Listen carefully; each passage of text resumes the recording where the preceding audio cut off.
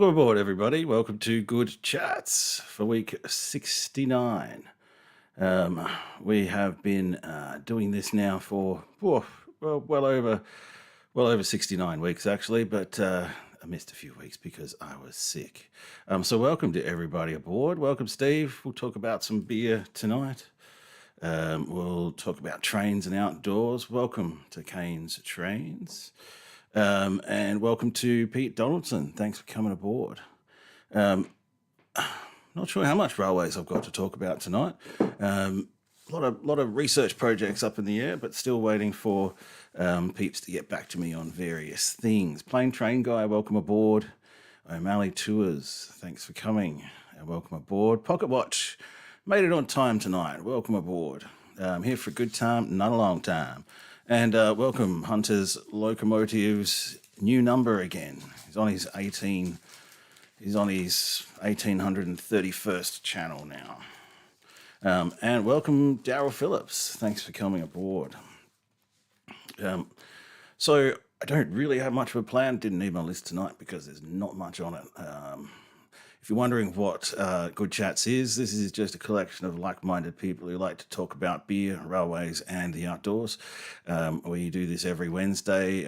It's just a fun little community to talk about all things YouTube, creativity, outdoors, and as I said, railways as well, because that is kind of the niche that I chose for outdoors type, or didn't really choose it. It chose me, and I've just kind of followed that down the path.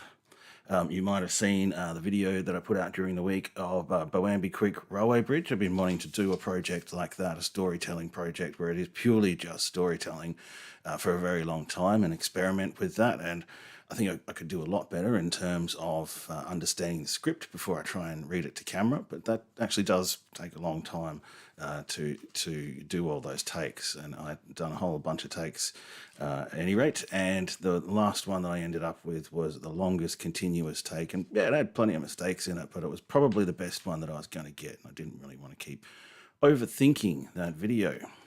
If you're in Adelaide or Western Australia, for what it's worth, why is it still hot?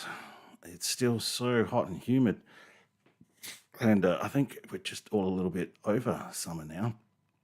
I'm just waiting for a bit of cold weather to come back again.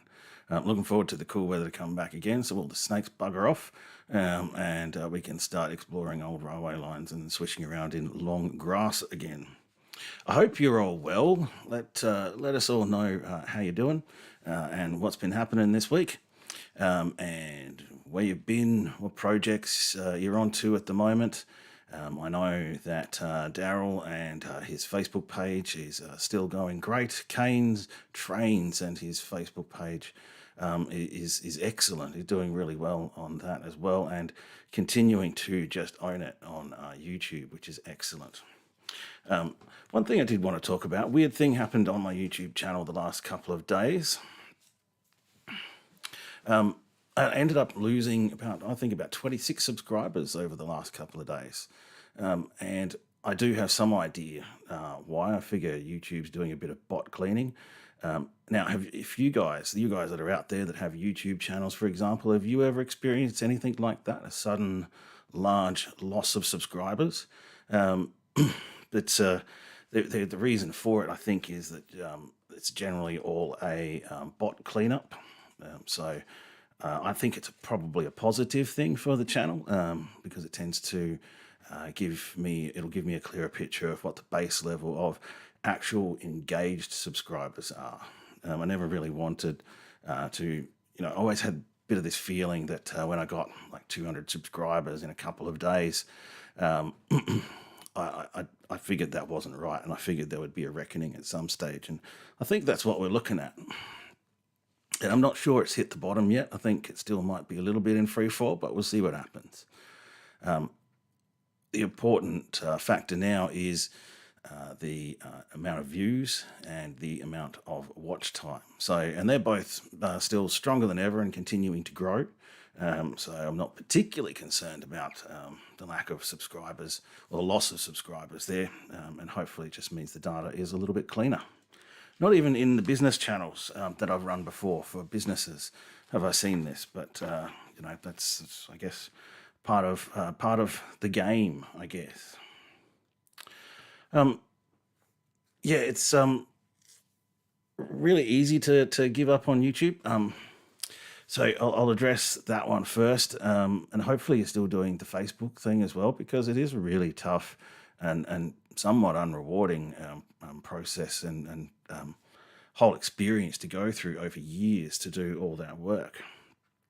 But at the same time, I guess maybe people who are giving up on the channels or whatever are probably moving on in life anyway, and moving on to bigger and better things, hopefully. No, I love talking about that too, Kane. I know I actually like the fact that this channel we can talk about things other than trains, because I've never tried to set myself up as a real train nerd. We've kind of got this group that we're where we're at now. And obviously, my focus of my videos and my storytelling is about those. But that may change in the future too, as things evolve.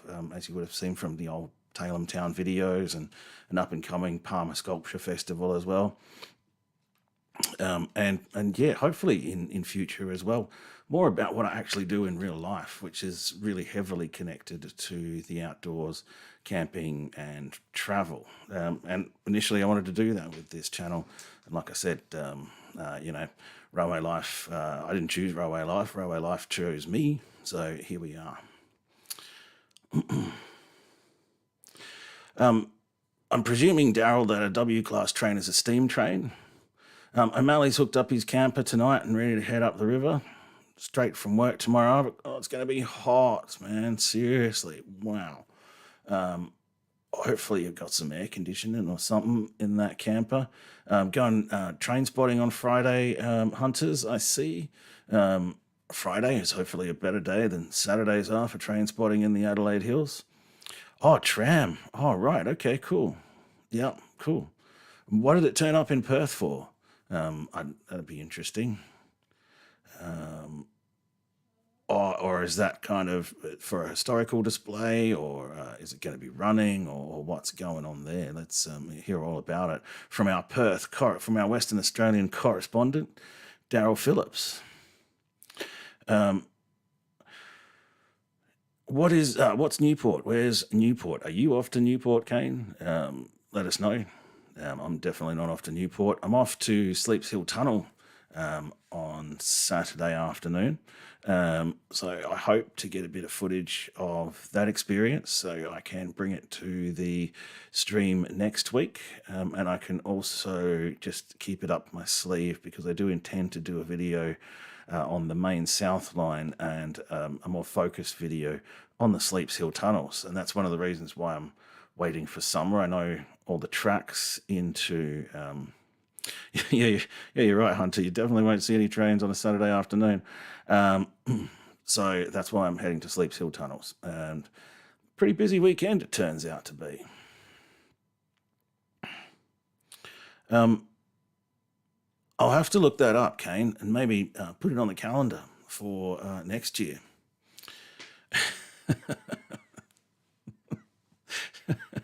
So, yeah, we'll just drop over to Daryl's house. No worries. I'll be back in, 36 to 48 hours. We'll see how we go. Which reminds me too, I was all set to post those stickers, and I am all set to post those stickers until I realised that there's basically only about a window of 3 hours every week where I can actually go buy like a few postage stamps, right? Postage stamps, I find out now, they're really only available at post offices, or they're available at Officeworks in like packs of 10 and 50 and that kind of thing. And who sends like 10 letters these days?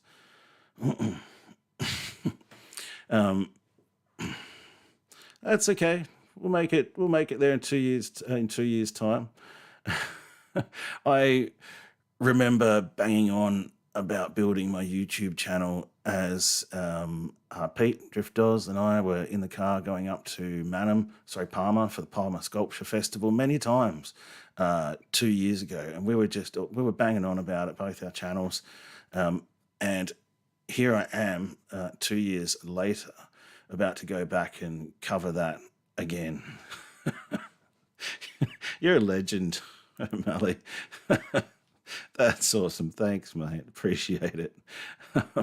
Because yeah, I was all like I said, I was all excited to send these out, address the envelopes and all that stuff, and I'm like, oh, that's right. I can't just put it in my computer and hit send. I actually have to do that old school thing where you put a stamp on it and find a post box and send it.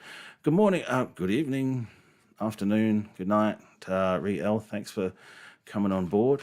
Thanks for joining us again. Now, I don't have my stats up tonight, but if you are lurking in the background there, then yeah, sing out, say good day. We'd love to welcome you all to the group. I didn't have anything sent to me well, actually, I did have a bunch of stuff sent to me this week, and I'll show you some of it in a minute. I got sent my membership renewal for the National Railway Museum. It's hard to believe that it's been a year since I signed up to those guys, and I'm still waiting for them to get back to me with some archive images and perhaps some more information. I plan a bit of a Saturday raid on their archives at some stage, is what I'd really like to do. So hopefully I can, they'll let me in there, and they'll let me stay there for a few weeks while I pour through the collection. No, joking. I'll work with them whichever way they want to work with me. They are volunteers after all, and everything that I get from them I'm very thankful for. G'day, History Hunter Dan Under. It's been a while, mate. And how are you going? Is everything good up around Northern Rivers there? You know what would be really good to see, because I think you're there at least anyway, Dan, is something on the Northern Rivers Rail Trail. That would be fantastic to see. Because I spent a lot of time up around there, and my great grandfather, I think, worked on a lot of the railways up there. So at some stage in the next few years, I want to do a big trip and cover some of those northern railway trails around Casino and Murwillumbah, and even up into southeast Queensland, the old Brisbane Valley railway line up to Yarraman. And Yarraman is another town which has a lot of family history for me. I was pretty pleased to at the response from the Boambi Creek Bridge video. It was really, really interesting. I did get a bit of information, had a bit of correspondence with the Coffs Harbour Museum, library, I should say.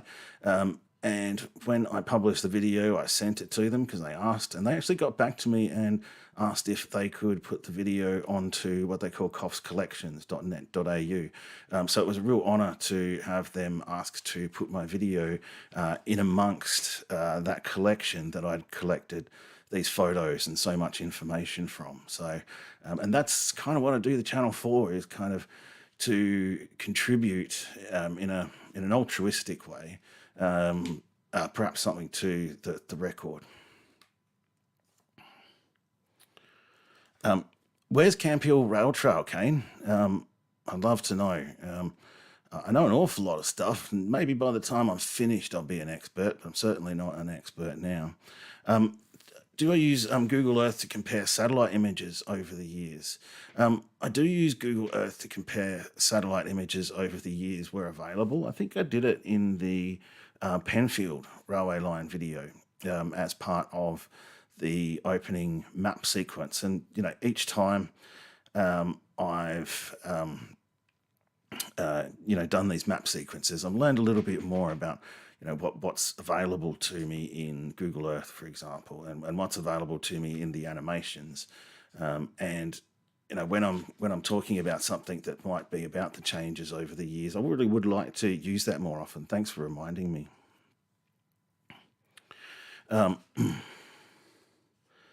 Ferny Grove in Brisbane. Okay, yeah, that's West Brisbane somewhere. Yeah.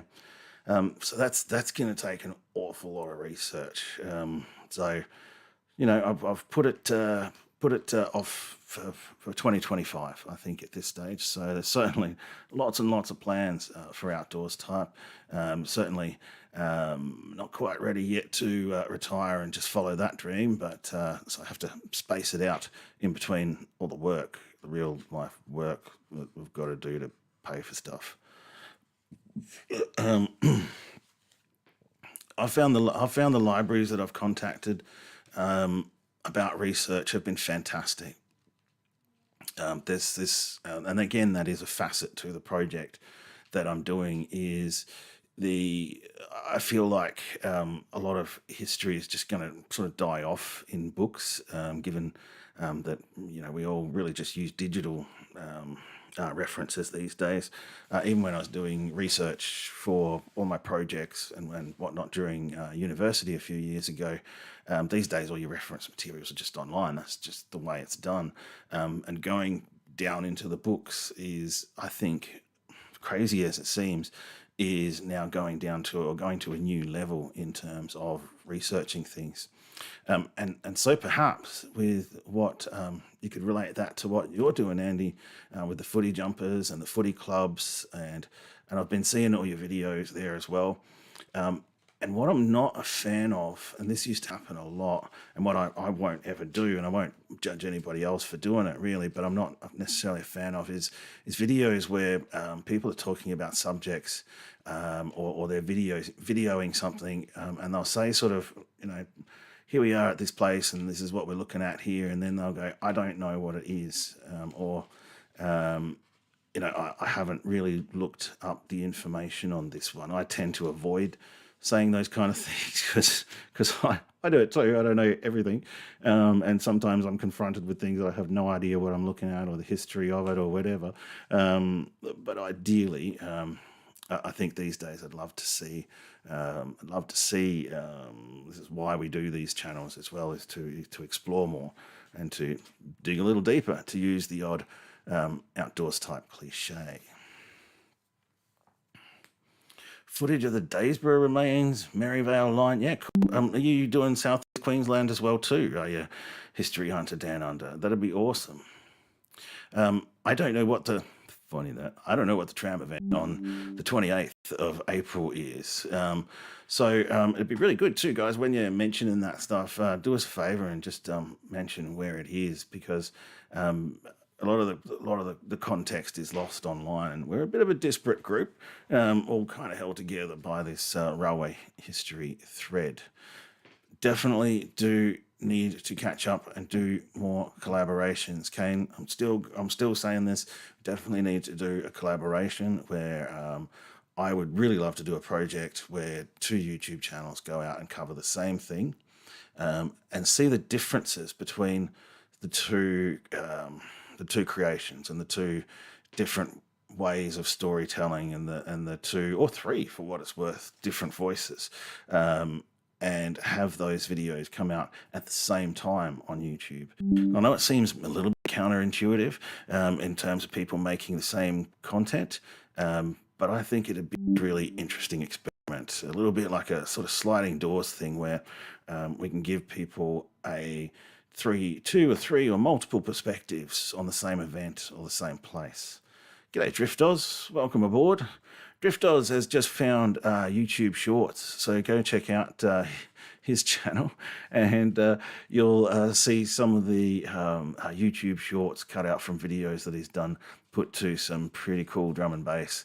A big fan of drum and bass, and I am also a big advocate of using YouTube Shorts and Reels to marry up visuals and storytelling with excellent music in a way that you can't do with just regular videos due to copyright issues. So, I didn't get a lot during the week aside from all of this stuff.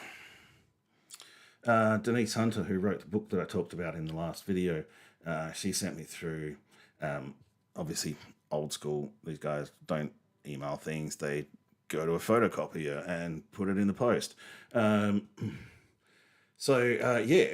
I was interested in this a little bit in the beginning when I was up at Coffs in December, and I only had time to make one or two videos out of that. But the timber tramway history of Coffs Harbour, and how the current route of the line from the main north line through Coffs Harbour and across the creek there was originally a timber tramway built by, I can't remember the name, the British Australian Timber Company. And some of the hills that these timber tramways and inclines that these timber tramways climbed are pretty crazy compared to what you'd normally expect a railway to be able to climb.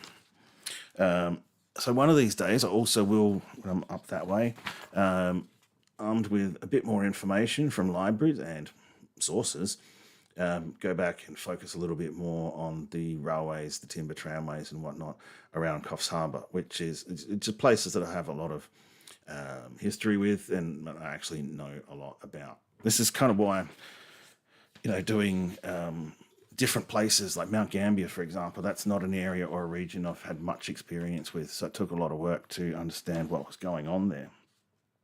But for those who don't know Coffs Harbour, that's the old Coffs Harbour station there. And what you've got out there is Muttonbird Island and one of the longest jetties on the Pacific coast there. It's now got a big rock wall there, but this station is one of the only places along the line between Sydney and Brisbane where you'll actually be able to see the Pacific Ocean.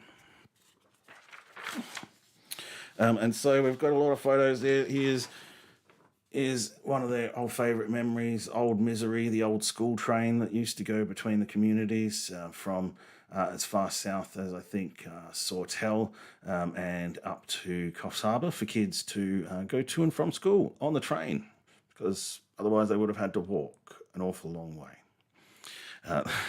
You made it, JK. Welcome aboard. Welcome aboard.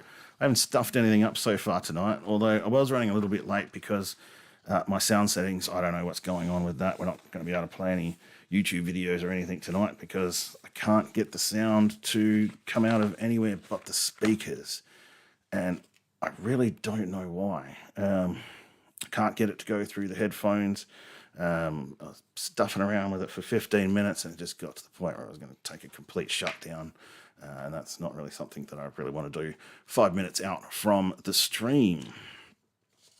So yeah, we go through all this as well. Denise has photocopied this one here, Coffs Harbour Railway. His street is best, by one of the workers from the Coffs Harbour Railway, the railways around Coffs Harbour. So I am armed with far more research than anyone should be for a video that's probably not going to get made for another year or so. But hey, I'll keep all that up my sleeve and I'll be able to go up and catch up with my 98-year-old granddad who's from Coffs Harbour, one of the Coffs Harbour originals, I guess you could say. And I can read him some of these old newspaper stories and it gives us something to talk about for half an hour or so at least. So, JK, I know you made it a bit late, but that's cool. We're 25 minutes into it at the moment, and I have run out of content for the week because I have been running just so flat out.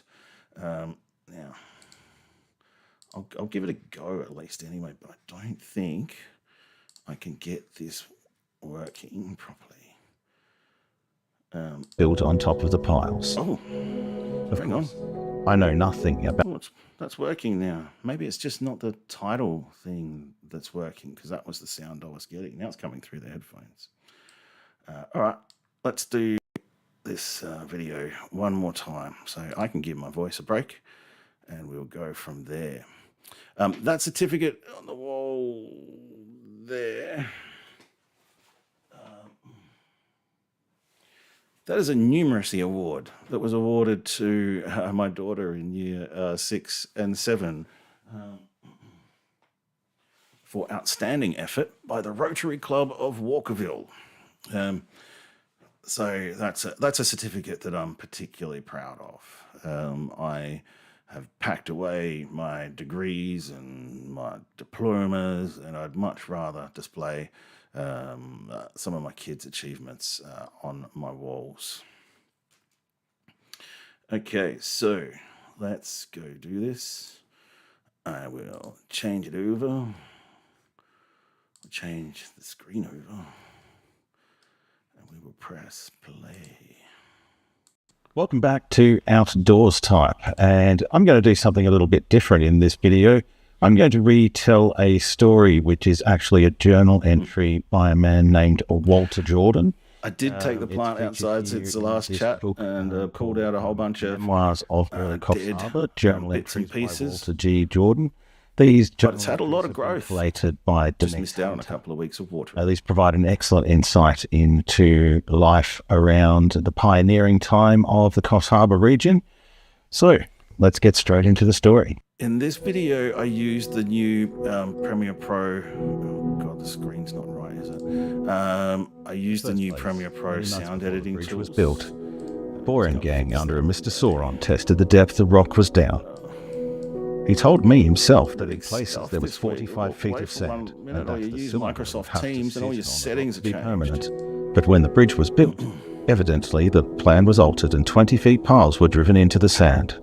I don't know exactly how Microsoft many Teams piles were driven in a bloody bunch, notorious. but I think about a Stuffing dozen. with all of your settings. They were driven about 2 or 3 feet below the sand, then about 2 more feet of sand was cleared away from them, and the concrete piece built on top of the piles. Of course, I know nothing about this manner of building pieces on top of piles, but knowing those coastal creeks for years, I condemned the system at once. The funny part of the thing was that where the sounding showed 45 feet, the piles driven said they had struck rock before they could drive 20 feet piles and had to cut them off, and thereafter cut 20-foot piles in the middle and drive bunches of 10 feet piles only.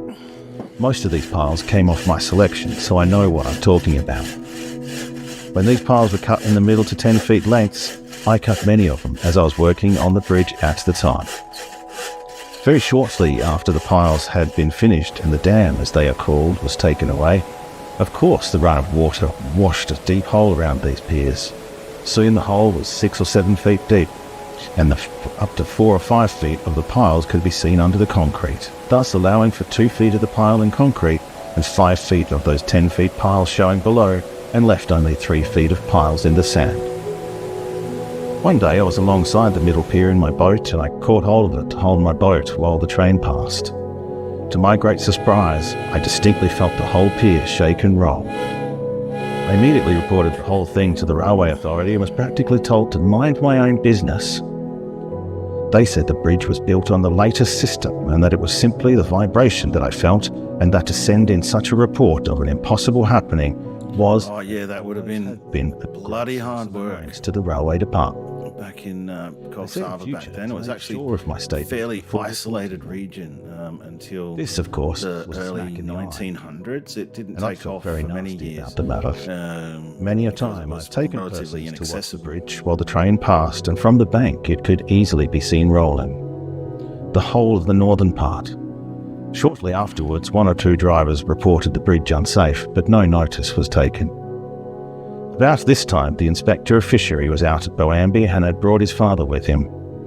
This was Mr. Smithers, who was a police magistrate in Sydney for many years. In conversation, I mentioned the state of the bridge to him. He asked me to take him out in my boat, and so that he could see for himself. This I did, and showed him at least 6 feet of the Oh, piles. I just realised Walter had a short I pulled big chunks adjunct out of some of story them to to that show about how rotten they were. a ferry that was used when He said building he'd the go bridge. straight to the I'll heads when run he went through to that Sydney story. and It's not report what he had a seen. video kind of He made a story, but special I request will for the read that driver of story the just train after he was this. in to go slow over the bridge. I might say that I had again reported the condition of the bridge to the railway people, pointing out that a terrible accident would soon occur. Again, I got no reply. A few days after Mr. Smithers left, one of the settlers came up to me and told me the big engineers were up and they wanted me in a boat so they could see for themselves.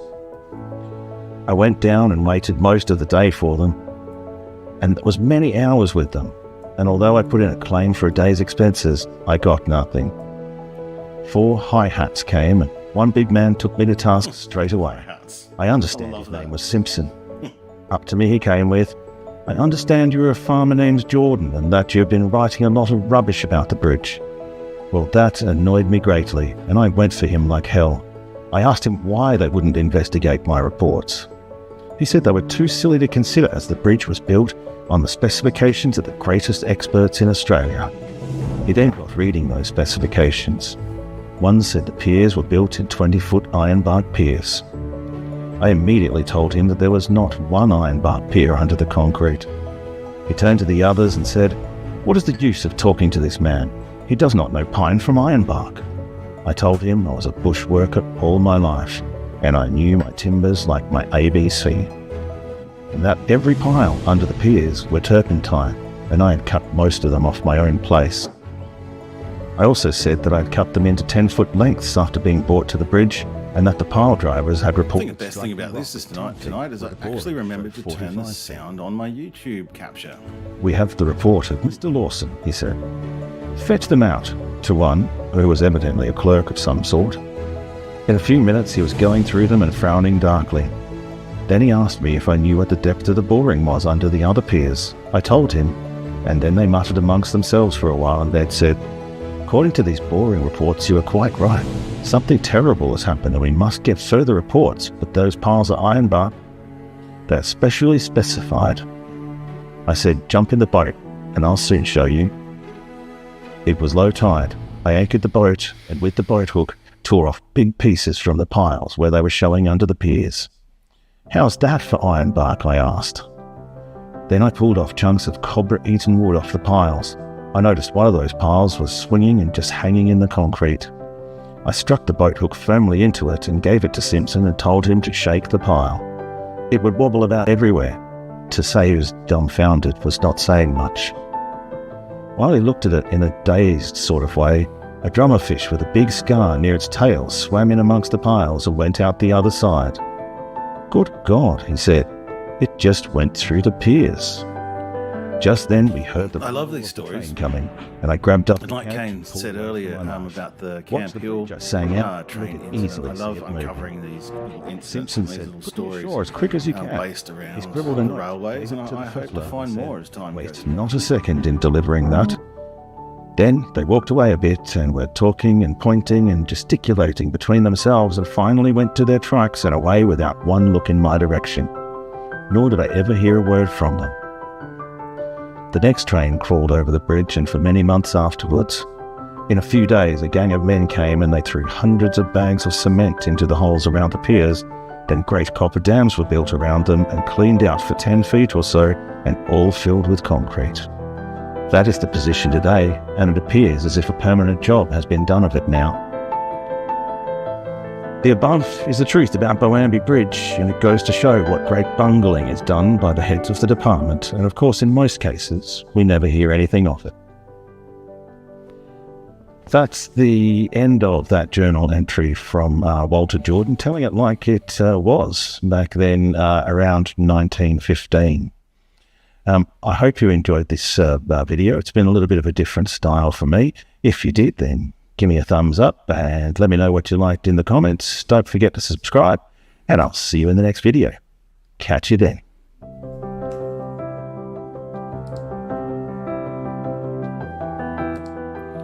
Yeah, thanks, Drifters. I appreciate that.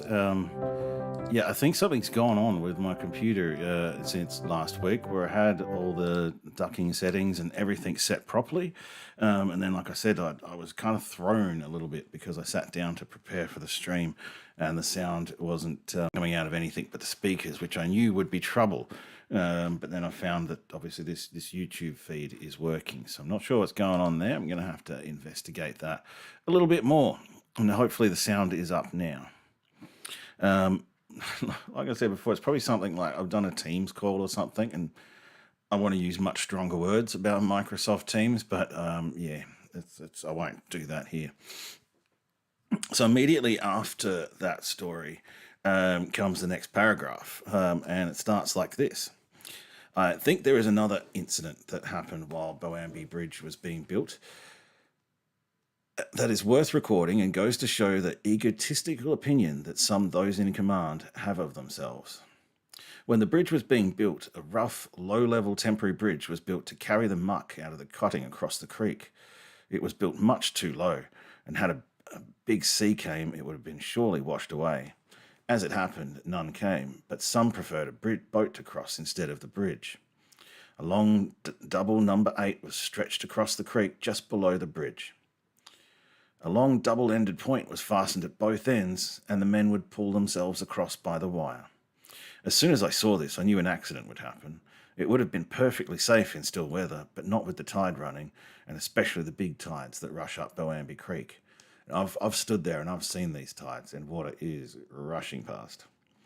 This boat was about 14 foot long, and anyone can realise the force that 16 foot would have broadside onto a rushing tide.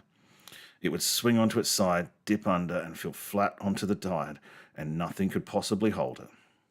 I immediately went to the engineer and explained the thing to him as well as I could and advised him to fasten only one end. He listened to me and then came out with some of the most dirty sarcasm I have ever heard. Well, Mr. Jordan, I can see we've made a great error. I will assure the railway department that they have the wrong man as engineer and ask them to appoint you, as you have great experience farming in this wild cattle place and it fits you splendidly for the job. All right, I answered. When a serious accident happens, which it surely will, I'll have something to say. That was on a Thursday evening. On the following Saturday, it was full moon with exceptional big tides. 5 of the men, one a local storekeeper at the camp, came from town, and most of them fairly well shot, and 1 or 2 would cross by the boat. The tide was mostly full and rushing in at a great rate when the boat got broadside onto this rush of water. Exactly what I described to the engineer happened. The rush of water on the 16-foot side of the boat forced it under. The whole boat was flat onto the tide. Nothing could hold the strain, and the wire broke, and all were left struggling in the tide. 2 men got on the bridge, and the water was almost level with it. One of those grabbed the local storekeeper and pulled him up, and another man, named Moyes, I think, went under the bridge and was not seen again. In the daylight, he was found floating in the backwater up nearby opposite where I lived. That morning, when down at the bridge, the engineer sent for me and asked me what I was going to do about it. He said, "If you report this thing, I'll certainly get into great trouble and lose my job. I'm a married man with a young family and I will be ruined." Much more he said in this strain. I said to him, "You murdered that man and you should suffer for it. And do you remember how you insulted me when I was trying to prevent this tragedy?" He begged me to do nothing, promising me everything he could think of. I did not report the matter, nor did I accept anything whatsoever from him, as I would have considered it blood money. I love the way that these entries just kind of end, because I guess that's what they are at the end of the day. They are just kind of journal entries, and I don't think Walter really realised that they would all be collated into a book, and people would be here live on the internet in 2024, reading it back to an audience all over Australia, so the possibilities of what I can do and what we can do with this technology that's available to us today to refresh the historical record, bring a bit of a snapshot, I guess, a bit of a window into this history that is just going to be lost in that old technology that we call books. That reminds me too, I got my membership renewal from the National Railway Museum today, and I don't know if anyone's here from the National Railway Museum, but boy do they make it hard to sign up for new membership, right, or renew your membership. I can fill out this photocopied form that they've sent to me, write all my details on it, pop it back in the post with my credit card details or a check, a money order. Seriously, it's 2024, people. Or I can go online and pay it conveniently 24/7 anytime, but there will be a 5.46% fee. And I'm just like, how hard do you have to make it in 2024? Look, you might cop a 5.46%. Like, honestly, 5.46? Like, what? Why would you do that? Why would you just not absorb the cost somehow? Because we're just talking about like $3.50 here or something, seriously. And the amount of time saved in processing and all that kind of stuff, in filling, in receiving the forms back, entering them manually, doing all that stuff, just that time saved. And I know they use volunteers, but it's 2024, and they really need to get with the program if they want to maximize the number of new and returning members, I think. And particularly if they want to reach any new audiences, again, which is what I'm trying to do here with Outdoors Type, you really need to go with the flow and use the modern tools. Anyway, stepping back off the soapbox now about that one, I'm going to wind it up in a sec, guys. That's pretty much, we haven't had anything on the screen down the bottom there. That's pretty much it. It's the 5-minute call. or maybe less. I think it's pretty. I'm actually impressed that I made it 40 minutes tonight. So I want to thank everybody for coming on board. I want to thank everybody for coming on board who came on board late as well, because I want to keep it going a little bit for you guys, but I also want to keep it fairly succinct and not spend any time going hum and ha, and we just want to keep things moving. We didn't mention beer, Steve Klink, so tonight's episode is brought to you by Cooper's Red Label, and possibly some mango beer that's in the fridge there as well. We'll have a look at that. Yuck. Kane's Trains, thanks for coming on board. Look forward to some of your new content as well. Don't give up that easily. You've come so damn far. And you've always, your channel's always impressed me, and is one of the reasons why I started doing what I'm doing. Pete Donaldson, thanks for coming on board as well, mate. Have a think about what we want to talk about next week, because we've certainly talked about trains and outdoors, and we've talked about types. Thanks for coming on board, Plain Train Guy, as well. Really appreciate it. Hunter's Locomotives, 1831. Thanks for coming on board again, as usual.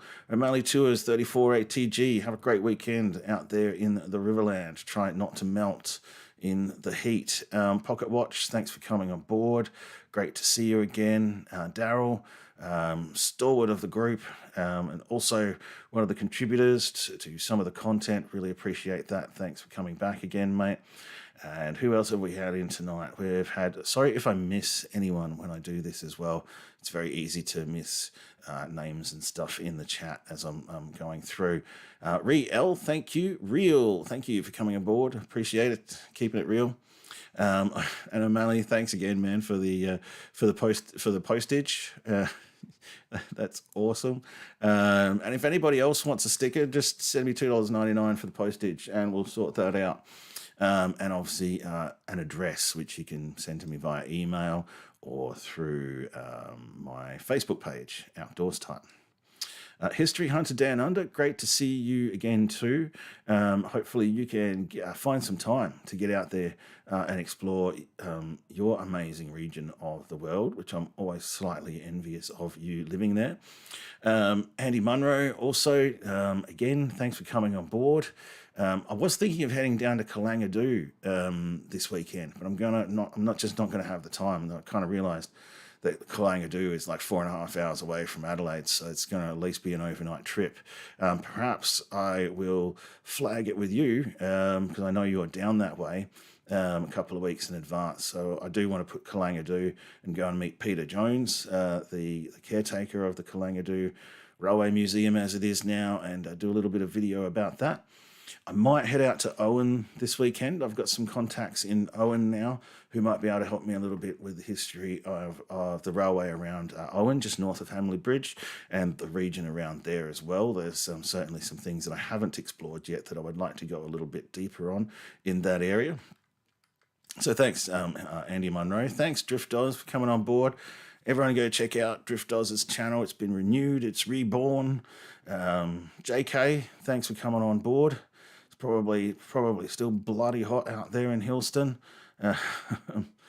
but yeah, and yeah, even these days, these accidents still happen, and I don't know why people with personalities such as these engineers even end up in their position. But maybe because engineers just don't have a personality and they don't know how to deal with these things.